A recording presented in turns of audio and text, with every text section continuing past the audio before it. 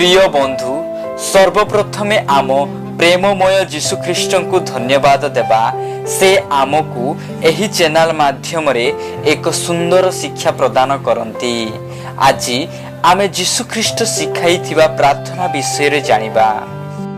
आपण प्रभुंक प्रार्थना विषय रे जानती कि यह एक उपयुक्त आदर्श प्रार्थना जहाँ जीशु ख्रीष्ट आमको शिक्षा देइथिले।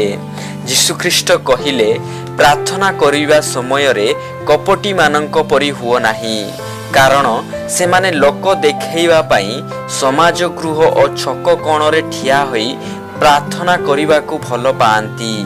मु तुम मानंकु सत्य कहूअछि से माने आपना आपना पुरस्कार पाई अछंती, किंतु तुम्हे प्रार्थना करिबा समय रे गुप्त कोठरी रे प्रवेश कर, पुणी तुमर कबाट बंद करी तुम पितांक छामुरे प्रार्थना कर।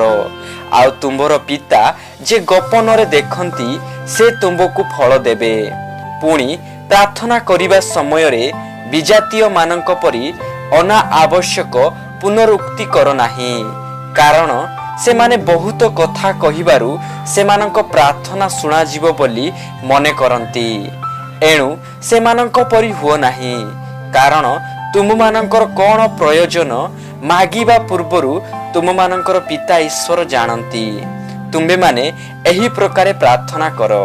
हे आम मानंक स्वर्गस्थ पिता, तुम नाम पवित्र बोली मान्य हो, तुमर राज्य आसु जेपरी स्वर्ग रे सेही परी पृथ्वी रे तुमर इच्छा सफल हेउ। आज आम मानंक प्रयोजनीय आहार दियो।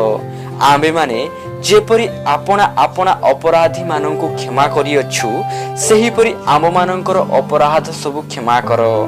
परीक्षा रे आम मानंकु आनो नाही, मात्र मंदरु रक्षा करो, जेणु राज्य पराक्रम और गौरव जुगे जुगे तुंबर। आमेन। जीशु ख्रीष्ट काहेकि प्रभुंक प्रार्थना सिखाइले?